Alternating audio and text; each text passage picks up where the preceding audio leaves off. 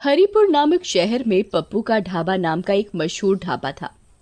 ये ढाबा इतना मशहूर था कि आसपास के सभी लोग खाना खाने के लिए आते थे। उस ढाबे का खाना जो एक बार खा लेता तो उसका स्वाद भूल नहीं पाता। अगर कोई भी उस गांव में किसी भी काम से आता तो उस ढाबे का खाना खाए बगैर नहीं जाता।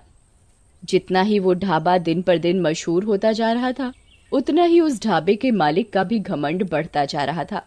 अगर ढाबे का खाना बच जाता तो उसे उस खाने को फेंकना मंजूर था, लेकिन किसी जानवर या भूखे भिखारी को मुफ्त में देना मंजूर नहीं था। एक दिन की बात है, एक भिखारी उस ढाबे के पास से जा रहा था। वो काफी भूखा था। उसने बहुत दिनों से कुछ नहीं खाया था, तो वो ढाबे के मालिक के पास गया। मालिक, कुछ खाने को दे दो, बहुत भूख लगी है, बहुत भूख लगी है बाबूजी, कुछ खाने को दे दो। अरे जा जा, आगे जा, कुछ नहीं मिलेगा।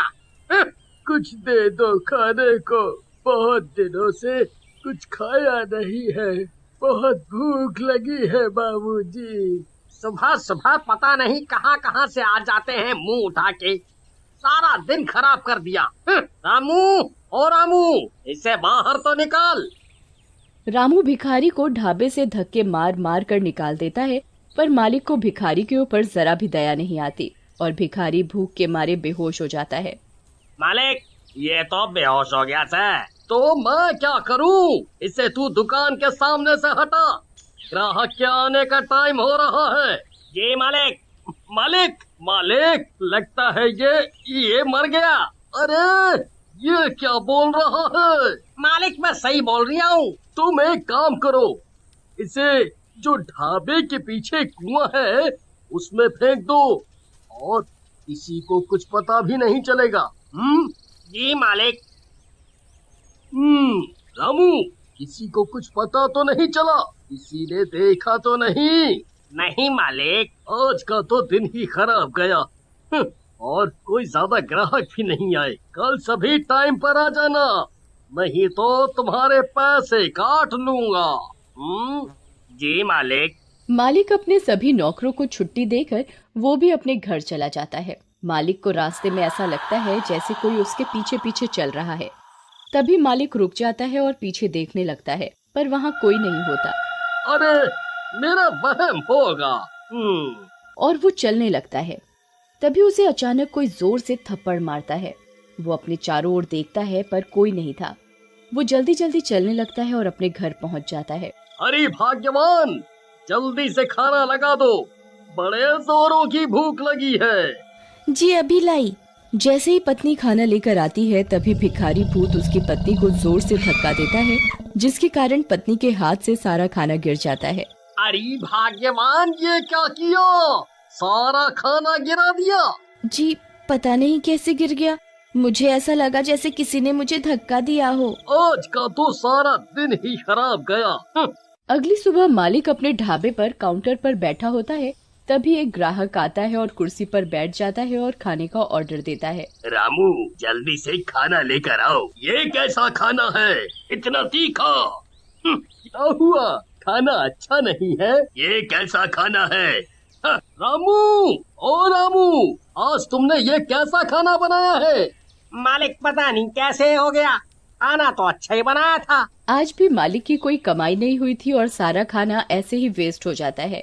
ये देखकर भिखारी बहुत खुश होता है। अगले दिन मालिक अपने नौकर से कहता है, आज ऐसा खाना बनाना कि लोग उंगलियां चाटते रह जाएं। और सभी नौकर और रामू खाना बनाने में लग गए। खाना बनकर तैयार हो जाता है। आहा, खाने की खुशबू तो अच्छी आ रही है। तभी ढाबे पर एक ग्राहक आता है। रामू, जल्दी से खाना लाओ भाई। वाह वाह वाह वाह, खाने की खुशबू तो अच्छी आ रही है। ग्राहक जैसे ही खाना खाने के लिए बैठता है, तभी उसकी थाली से अचानक रोटी गायब हो जाती है। अरे रोटी कहाँ गई? अभी तो थी। वो डर जाता है। वो रामू का आवाज लगाता है। रामू, रामू। जी साहब, क्या हो गया साहब? अरे रामू, मेरी रोटी गायब हो गई। अरे ऐसे कैसे हो सकता है साहब, आपका वहम होगा। ये सारा करा धरा भूतिया भिखारी का था। वही सब ग्राहकों को परेशान और डरा रहा था। ग्राहक डर के मारे भाग जाता है। ढाबे के मालिक को समझ नहीं आ रहा था कि आखिर चक्कर क्या है। ऐसा रोज का काम हो गया और दिन पर दिन ढाबे के मालिक की कमाई कम होने लगी। एक दिन की बात है, शहर से कुछ लोग गांव की तरफ जा रहे थे। उन्हें पप्पू का ढाबा दिखाई दिया। उन्होंने उस ढाबे का नाम काफी सुन रखा था, तो वो ढाबे पर खाना खाने के लिए रुक गए और वो खाने का ऑर्डर करते हैं। रामू खाना लेकर आता है तो वो खाना खाने बैठते हैं तो उनकी शाही पनीर की सब्जी चिकन की सब्जी में बदल जाती है, जिसे देख वो घबरा जाता है। वो जैसे ही पीने के लिए पानी का ग्लास उठाते हैं तो भूतिया भिखारी सारा पानी उनके सिर पर डाल देता है और वो जोर जोर से चिल्लाने लगता है, भूत भूत भूत, अरे इस ढाबे पर तो भूत है। और वो वहाँ से भाग जाता है। देखते ही देखते ढाबे पर रोज अजीबोगरीब घटनाएं होने लगी। लोग उस ढाबे को अब भूतिया ढाबे के नाम से जानने लगे। एक दिन रात को ढाबे का मालिक जब ढाबे के गल्ले से पैसे निकालने के लिए गल्ला खोलता है तो वो देखता है कि इसमें तो एक भी पैसा नहीं है और पैसे की जगह मालिक को उस भिखारी का सर दिखाई देता है। भूत भूत, अरे ये तो वही भिखारी का सर है जिसे मैंने कुएं में फेंकवा दिया था। फिर ये इधर आया तो आया कैसे? मालिक की आवाज सुनकर ढाबे के सारे लोग मालिक के पास एकत्रित हो जाते हैं। क्या हुआ भाई साहब, आप इतना घबराए हुए क्यों हैं? ये देखो, हमारे गल्ले में भूत है। यहाँ उस भिखारी की खोपड़ी रखी है और उधर से पैसे गायब हैं। ये सुन सारे लोग बहुत घबरा जाते हैं। अरे भाई साहब, ऐसा कैसे हो सकता है? जाओ, तुम एक बार गल्ला खोल के देख लो, तुम्हें वहाँ एक खोपड़ी मिलेगी। वो एक भूत है, भूत। वो आदमी मालिक की बात सुनकर ढाबे का गल्ला खोलता है, पर वहाँ ना तो कोई खोपड़ी होती है और साथ ही उधर उसके पैसे रखे होते हैं। अरे क्या भाई साहब, लगता है आपकी तबीयत ठीक नहीं है। आपने नींद में कोई सपना देख लिया है। आपको आराम करने की आवश्यकता है। अरे नहीं भैया, मैंने यहाँ सच में एक खोपड़ी देखी थी। मैं बिल्कुल सच बोल रहा हूँ। मालिक अपनी बात सबको मनवाने की कोशिश करता है, पर कोई उसकी बात नहीं सुनता और ना ही विश्वास करता है। तभी रामू मालिक के पास आता है। मालिक, मुझे ऐसा लगता है कि ये सब वो भूखा भिखारी कर रहा है जिसे आपने कुएं में फेंकवाया था। वही उसके भूखे होने की वजह से उसकी मौत हो गई थी और इसी वजह से उसकी आत्मा हमारे ढाबे में भटक रही है और आपको दिन रात परेशान कर रही है।